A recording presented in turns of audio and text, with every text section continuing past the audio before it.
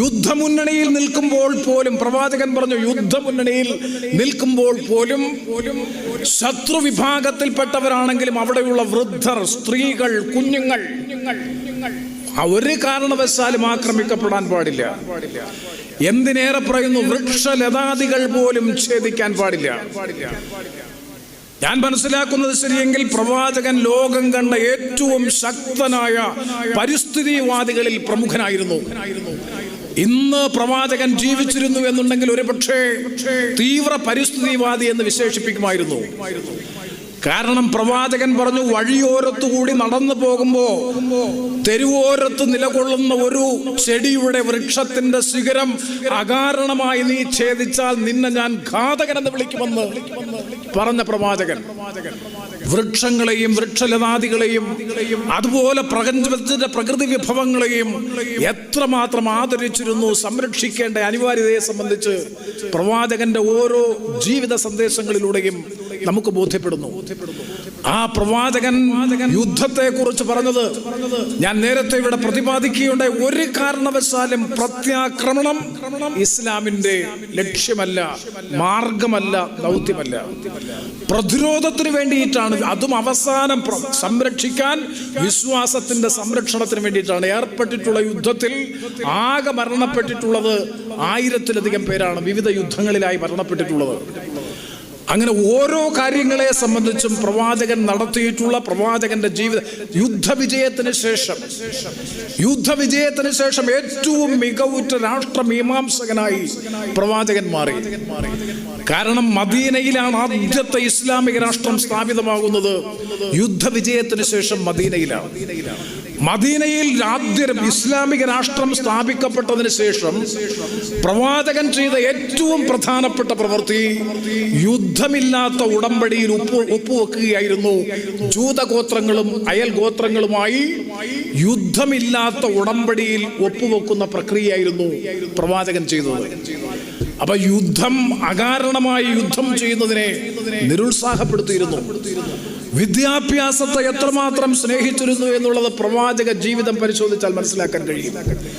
തന്റെ പ്രിയപ്പെട്ട മകളെ നിക്കാഹ് കഴിച്ചയക്കുന്നതിന് വേണ്ടി തെരഞ്ഞെടുക്കപ്പെട്ട പ്രതിശ്രുത വരന് പ്രവാചകൻ നിശ്ചയിച്ചിരുന്ന യോഗ്യത എന്തെന്ന് ചോദിച്ചാൽ വിദ്യാസമ്പന്നനും സംസ്കാര സമ്പന്നനുമായിട്ടുള്ള യുവാവ്.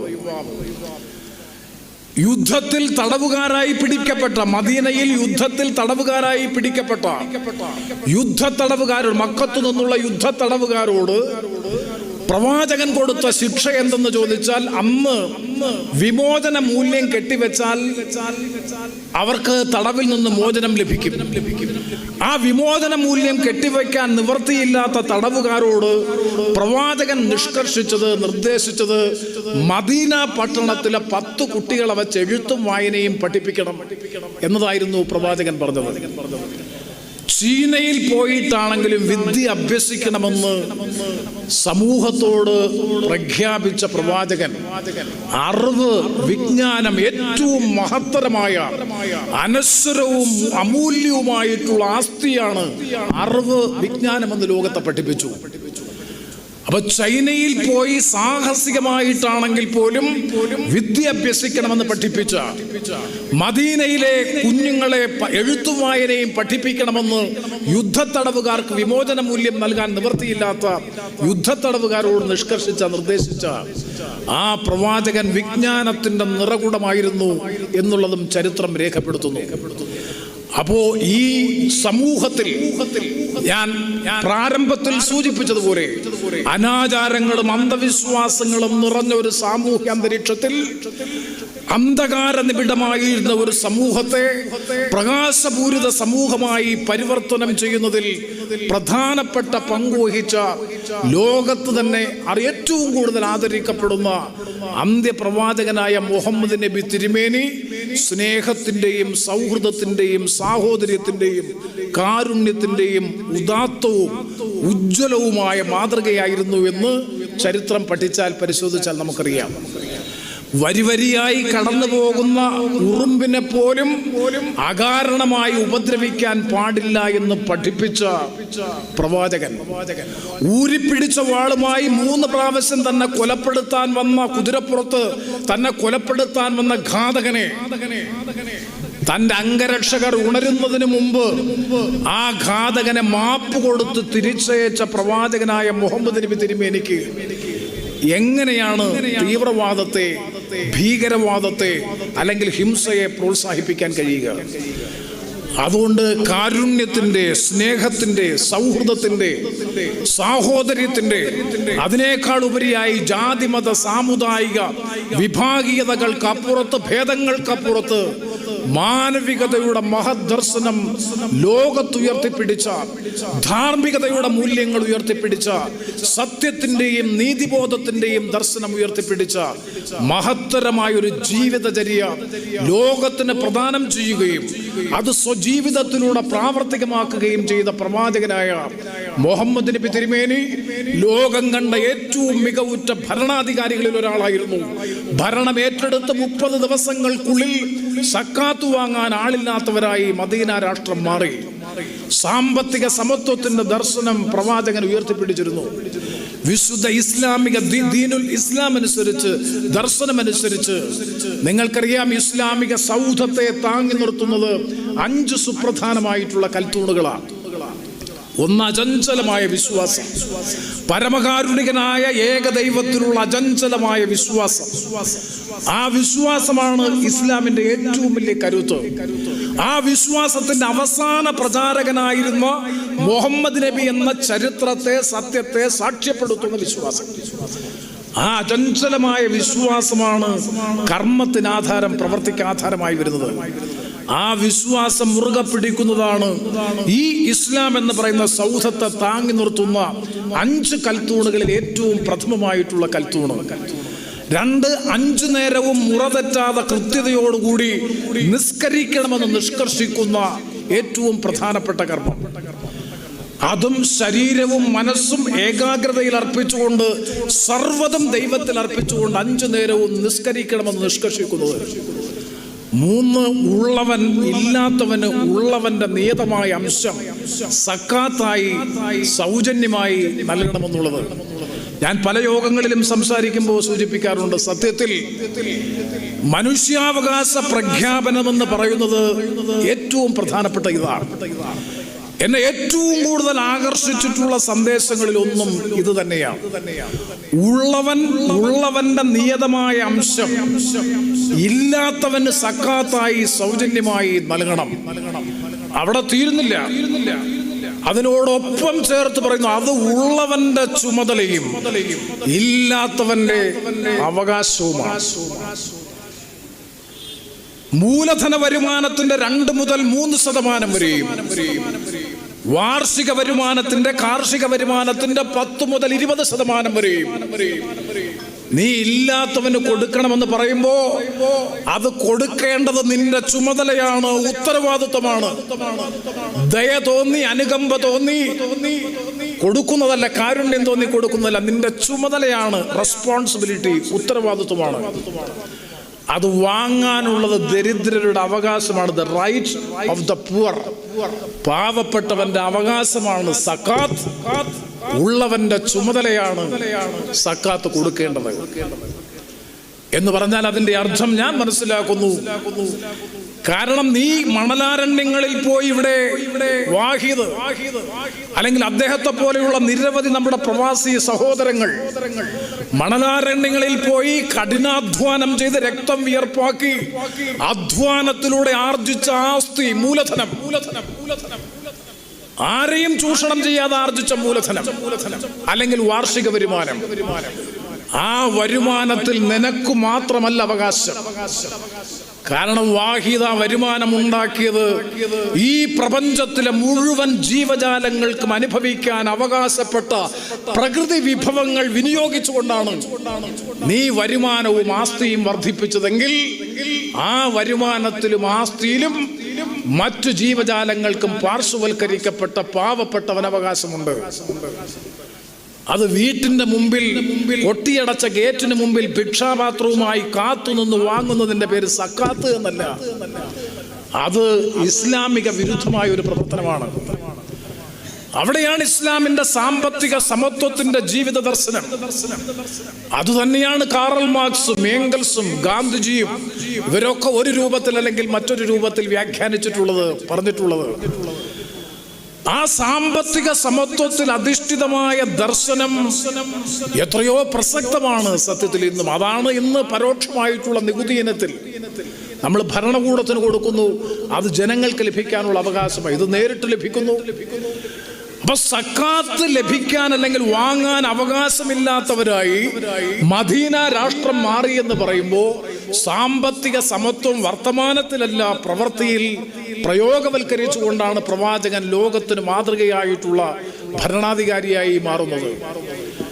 അതുപോലെ വർഷത്തിൽ 1 മാസക്കാലം 30 ദിവസക്കാലം പകൽ സമയങ്ങളിൽ ഭക്ഷണപാനീയങ്ങൾ ഉപേക്ഷിച്ച് വ്രതാനുഷ്ഠാനങ്ങൾ നിർവഹിക്കണം എന്നതുൾപ്പെടെ മാനസികവും ശാരീരികവുമായിട്ടുള്ള ശുദ്ധി, അതിനുമപ്പുറത്തേക്ക് ത്യാഗനിർഭരമായിട്ടുള്ള ജീവിതാനുഭവങ്ങൾ അത് ലഭ്യമാക്കാൻ 1 വർഷം 1 മാസം അത് ചെയ്യുക എന്ന് പറഞ്ഞാൽ മറ്റു മാസങ്ങളിൽ ആ ജീവിത ദർശനം പിൻപറ്റാൻ ശാരീരികവും സാമ്പത്തികവുമായിട്ടുള്ള ശേഷി അനുവദിക്കുന്നു എന്നുണ്ടെങ്കിൽ പരിശുദ്ധമായ ഹജ്ജ് കർമ്മം നിർവഹിക്കണമെന്നത് ഉൾപ്പെടെയുള്ള 5 പ്രധാനപ്പെട്ട കൽത്തൂണുകളാൽ നിർമ്മിതമായ മഹാസൗധമാണ് പരിശുദ്ധ ഇസ്ലാമെങ്കിൽ ആ ഇസ്ലാമിക ദർശനങ്ങൾ കൃത്യതയോടുകൂടി സ്വജീവിതത്തിൽ പ്രാവർത്തികമാക്കി ലോകത്തിന് മാതൃകയായ ജീവകാരുണ്യത്തിന്റെ പ്രവാചകൻ എന്ന് വിശേഷിപ്പിക്കാൻ കഴിയുന്ന, സ്നേഹത്തിന്റെ പ്രവാചകൻ എന്ന് വിശേഷിപ്പിക്കാൻ കഴിയുന്ന,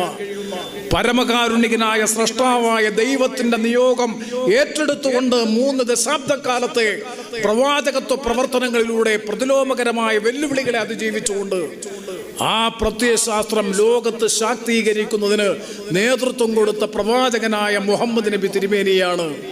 അദ്ദേഹത്തിന്റെ ജീവിതത്തെയാണ് വികലമായി വ്യാഖ്യാനിച്ച് ലോക സമൂഹത്തിന് മുന്നിൽ അപകീർത്തിപ്പെടുത്തുന്നതിന് വേണ്ടിയിട്ടുള്ള ബോധപൂർവമായ നീക്കങ്ങൾക്ക് തുടക്കം കുറിച്ചിട്ടുള്ളതല്ല, ശക്തിപ്പെടുത്തുന്നതിന് വേണ്ടിയിട്ടുള്ള നീക്കങ്ങൾ നമ്മുടെ നാട്ടിലും നാട്ടിന് പുറത്തും നടക്കുന്നത്. അതിനെയൊക്കെ അതിജീവിച്ച് മുന്നോട്ട് പോകുക എന്നുള്ളത്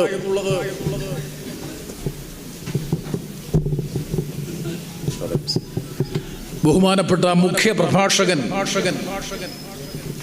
മൗലവി അവർകൾ, അദ്ദേഹം ഇവിടെ എത്തിച്ചേർന്നിട്ടുണ്ട്. ബഹുമാനപ്പെട്ട അലിയാർ മൗലവി അൽ ഖാസിമി അവർകൾ ഇവിടെ എത്തിച്ചേർന്നിട്ടുണ്ട്.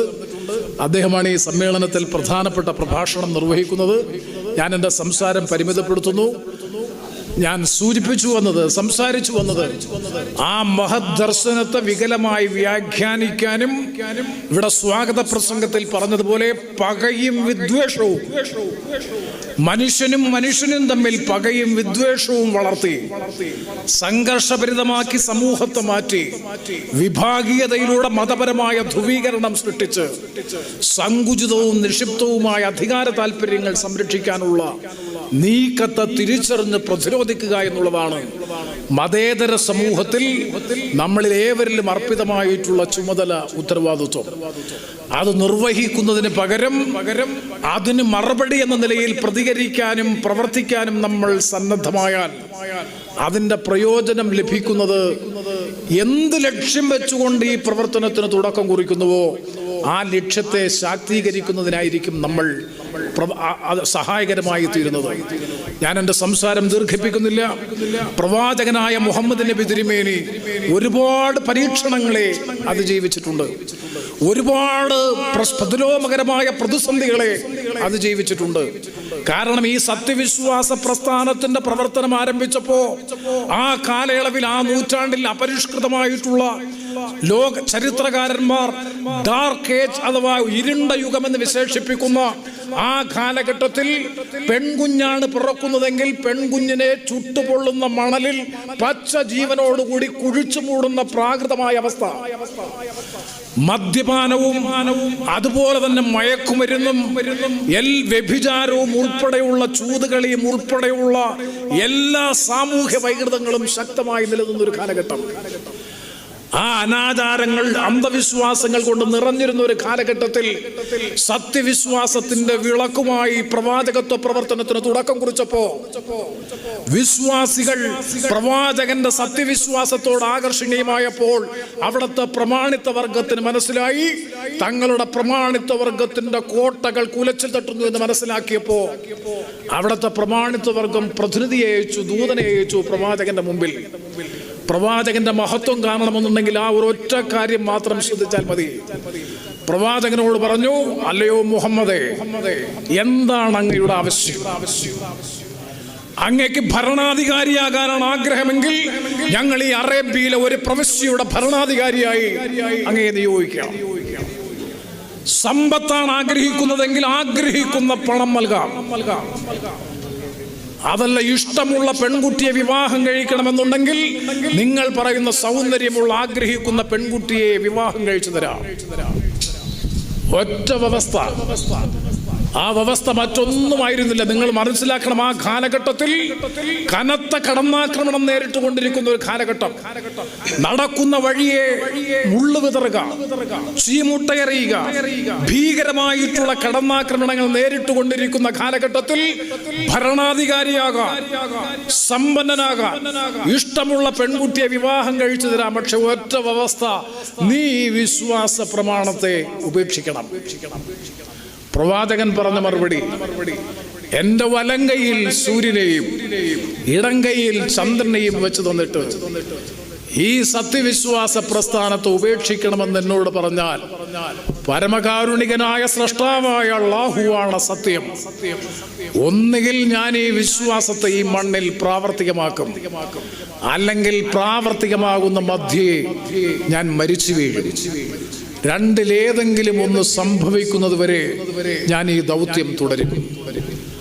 അതാണ് പ്രവാചകന്റെ ഇച്ഛാശക്തി, വിശ്വാസത്തിന്റെ കരുത്ത്, വിശ്വാസത്തിന്റെ കരുതൽ, വിശ്വാസത്തിന്റെ ശക്തി.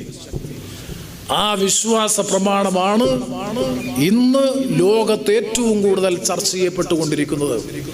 വാരിയെല്ലുകളാൽ സംരക്ഷിതമായ ഹൃദയം കൊണ്ട് നീ എന്ത് ചിന്തിക്കണമെന്നും ചിന്തിക്കരുതെന്നും, നഗ്നമായ നേത്രങ്ങൾ കൊണ്ട് എന്ത് കാണണമെന്നും കാണരുതെന്നും, കാതുകൾ കൊണ്ട് എന്ത് കേൾക്കണമെന്നും കേൾക്കരുതെന്നും, ശരിയും തെറ്റും കല്ലും നെല്ലും വേർതിരിച്ചറിയുന്നത് പോലെ വിവേചിച്ച് അറിഞ്ഞ് മനുഷ്യനെ പഠിപ്പിക്കാൻ വിവേകാധിഷ്ഠിതമായിട്ടുള്ള വിജ്ഞാനത്തിലൂടെ ഒരു സാംസ്കാരിക വിപ്ലവത്തിലൂടെ സാംസ്കാരികമായ പരിവർത്തനത്തിന് നേതൃത്വം കൊടുത്ത, കാരുണ്യത്തിലൂടെ സ്നേഹത്തിലൂടെ നേതൃത്വം കൊടുത്ത അന്ത്യപ്രവാചകനായ മുഹമ്മദ് നബി തിരുമേനി ജൂത വിഭാഗത്തിൽപ്പെട്ട ഒരാളിന്റെ ഭൗതിക ശരീരം, മൃതശരീരം വഹിച്ചുകൊണ്ടുള്ള വിലാപയാത്ര കടന്നു പോകുമ്പോൾ വഴിയോരത്തിരുന്ന പ്രവാചകനെ എഴുന്നേറ്റ് നിന്ന് ആദരവോടുകൂടി ബഹുമാനിച്ചു.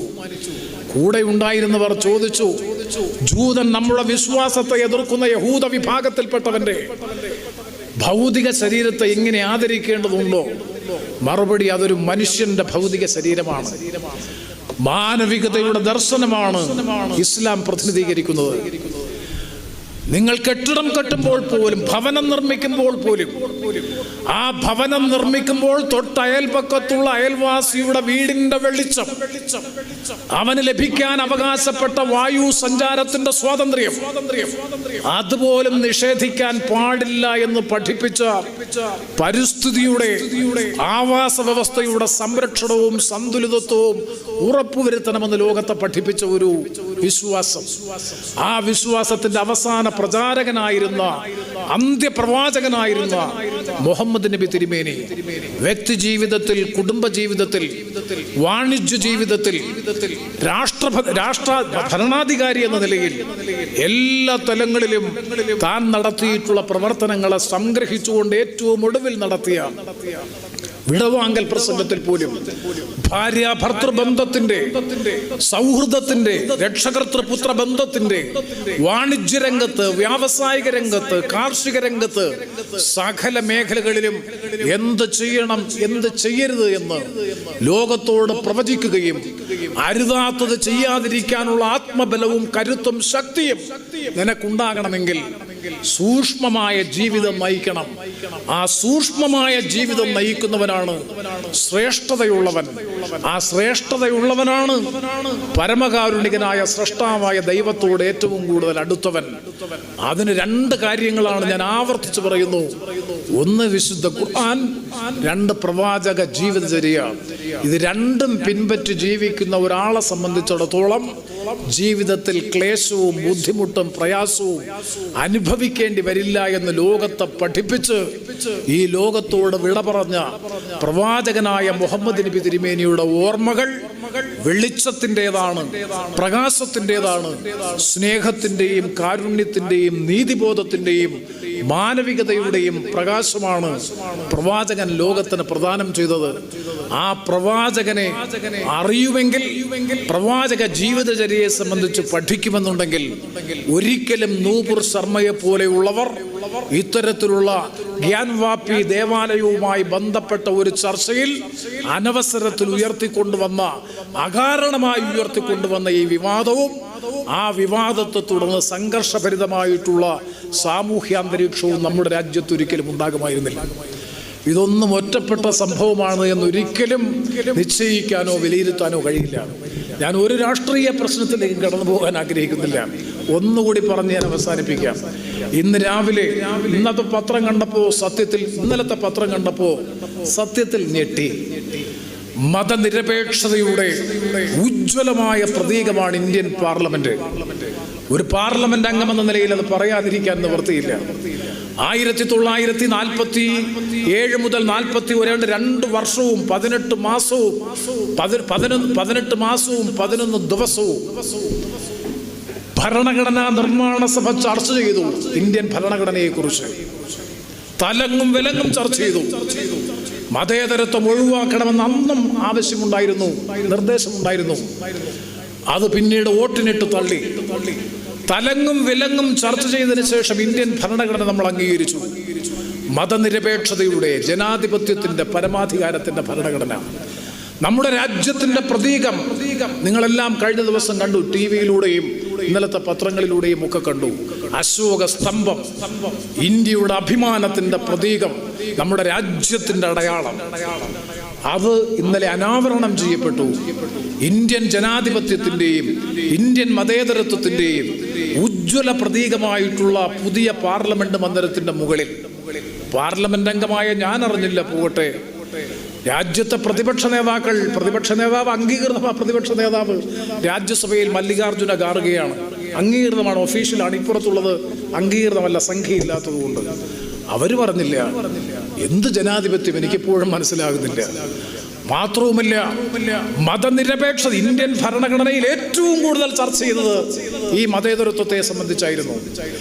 ആ മതേതരത്വത്തെ സംബന്ധിച്ച് ചർച്ച ചെയ്യുമ്പോൾ നിങ്ങൾ മനസ്സിലാക്കേണ്ടത്, നമ്മുടെ ഭരണഘടനയിൽ മതേതരത്വം എന്ന് പറയുമ്പോൾ തന്നെ മതനിരാസം ഇന്ത്യൻ ഭരണഘടന അംഗീകരിക്കുന്നില്ല. ആ മതങ്ങളെ ചേർത്ത് പിടിക്കുന്നുണ്ട്. ഭരണഘടനയുടെ വിവിധ അനുച്ഛേദം 25 മുതൽ 28 വരെ അനുച്ഛേദങ്ങളും 29ഉം 30ഉം ഒക്കെ പരിശോധിച്ചാൽ നിങ്ങൾക്കറിയാം.